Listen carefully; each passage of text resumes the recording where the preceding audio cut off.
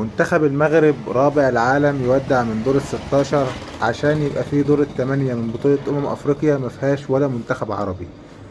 الحقيقة صدمة كبيرة قوي يعني.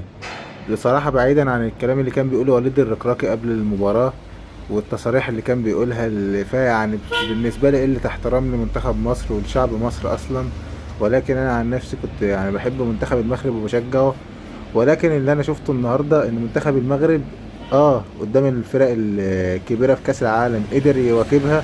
انما لما وقع قدام فرق اضعف منه ما قدرش ان هو يلاقي حلول. يعني لما يجي من الدقيقه 60 وعبد الصمد الزلزولي كان لاعب شوط تاني 15 دقيقه تحفه، طلعه ونزل ايوب الكعبي وفضل يلعب عرضيات بس.